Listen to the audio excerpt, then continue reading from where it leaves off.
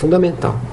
E garotos e garotas que tiveram problema de pele de espinha, eles ficam com a pele toda perfurada, com cicatrizes de acne, né? Isso é resolvível? Complicado, muito complicado. Precisa ser analisado um por um também, como quase tudo que a gente fala aqui, porque a resolução daquelas pequenas areazinhas é complexa. Muitas vezes não adianta tentar preencher porque ela não se eleva, são cicatrizes firmes. Muitas vezes não adianta tentar lixar ou esfoliar porque elas são muito profundas, ficam até mais abertas. E tem que ser visto caso a caso. O ideal é evitar que isso aconteça, procurando um dermatologista assim que está na fase da puberdade. Tanto para homem quanto para mulher? Qualquer um, claro. Tem tratamento para isso. Aqui. Esse espectador, ele tem uma cicatriz profunda na testa, oriunda de um acidente. Sim, é comum. E ele gostaria de minimizar a cicatriz. Não, sem problema nenhum. O que deve acontecer é que a cicatriz deve estar contrariando as linhas de força, ou seja, deve estar vertical. Como a gente pode ver na testa, as linhas de força são horizontais, né? O cirurgião plástico, claro que trata isso daí, mudando a posição dessa cicatriz, faz um Z, ou enfim, planeja alguma coisa que tire a cicatriz de ser contrariando a linha de força e corrige facilmente. Essa mesma pessoa, nessa carta, ele teve um problema desse acidente de moto e tem uma cicatriz enorme na perna. De ponta a ponta da perna. Porque deve ter feito uma fratura e tratado aquela fratura exposta com placa, pino, e essa cicatriz é muito feia mesmo. Exato. Dificílimo tratamento. Mas minimiza o efeito visual feio? Cirurgicamente, para oferecer para essa pessoa, só vendo, viu, Cláudio, muito difícil dizer sem ver, mas dificilmente eu sugeriria retirar essa cicatriz para deixá-la mais fininha. Não se consegue fazer isso em perna, em membro inferior, em canela. O que se faz nessas condições aí é prótese de expansão, um negócio complicado. Você tem que colocar, ficar 3 meses expandindo, depois rodar retalho ali em cima, então, para diminuir a tensão naquela cicatriz. É complexo, só vendo, só conversando com o paciente. O da perna é complexo, o da testa, tranquilo. Deve ter sido fratura exposta de tíbia esse caso. Exato. E com relação a lábios leporinos?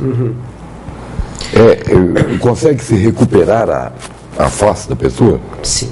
Mas isso já, logo após os comerciais. Tuxo, vamos batendo um papo gostoso com o Dr. Jacinto Sanches, tirando uma série de dúvidas pessoais também, a respeito de cirurgia plástica. Eu falava agora há pouco de lábios leporinos. Lábio leporino é muito comum, isso. Qual o percentual de bebês que nascem? É pequeno em países desenvolvidos e mais alto em países em desenvolvimento e não desenvolvidos, no terceiro mundo, infelizmente. E não se tem uma causa ainda, um fator causal, mas parece que a alimentação da mãe no período gestacional interfere, favorecendo ou não o aparecimento do lábio leporino. Tem uma clara conotação genética. O pai que teve lábio leporino vai ter filhos com uma probabilidade muito maior de ter. A mãe que tem na família alguém que já teve, tem probabilidade de ter um filho com lábio leporino maior. E eu não sou capaz de dizer em termos percentuais isso. Isso é uma especialidade médica que se chama aconselhamento genético. São geneticistas que fazem o perfil dessa pessoa e, claro que não vão dizer para ela se ela deve ou não ter filhos, mas vão dar as probabilidades, vão dar conselhos para ela e a pessoa resolve ou não ter um filho. Isso não deve ser motivo para a pessoa não ter filho, porque a maioria das deformidades, tanto de lábio quanto de palato, são resolvíveis pela cirurgia plástica. Elas são feitas muito precocemente, logo ao nascimento, pode ser feitas as cirurgias no lábio, ou então a partir do 3º mês de vida. Então isso é uma coisa que resolve com facilidade. E com relação à blefaroplastia?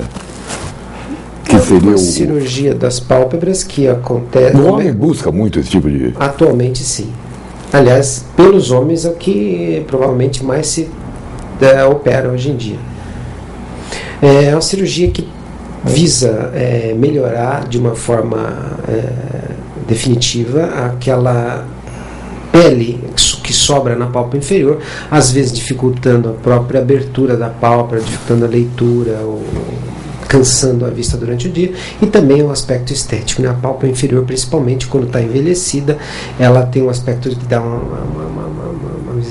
impressão de cansado, de tristonha a pessoa, então você tira isso da pessoa, ela fica mais... A recuperação dessa cirurgia é mais rápida que as outras cirurgias em geral. No 7º dia pós-operatório, com uma semana, a pessoa já tem condição de convívio social. No 3º dia já se tira os pontos, né? Com 7 dias ela já não tem mais marcas, o inchaço já é quase nulo e ela já pode voltar ao trabalho.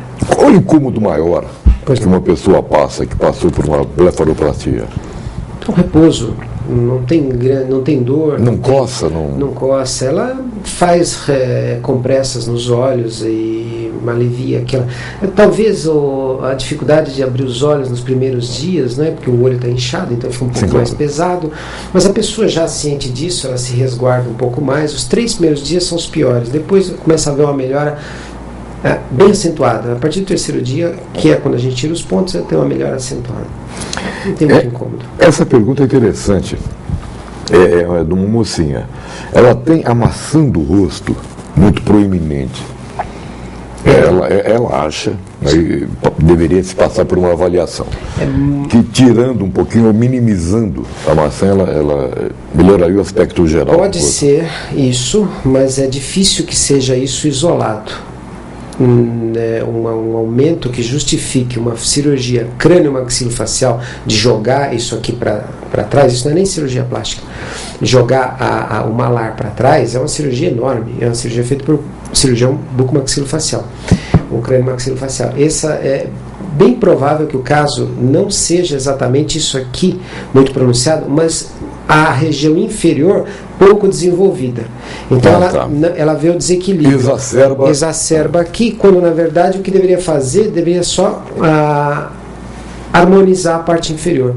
Às vezes um queixo mais curto, por um posicionamento errôneo dos dentes, etc. e tal, dá a impressão dessa região inferior ser menor e parece que isso aqui é muito maior. Tem que ser analisado. Mas não deve ser, porque uma pessoa que tem isso aqui muito grande, existem casos assim, um paciente com acromegalia, com outros problemas, tem o queixo também muito grande, tem os... Mas a acromegalia já envolve tudo. Então não é normalmente uma coisa que se faça essa cirurgia. Deve ser um problema de desarmonia com o terço inferior da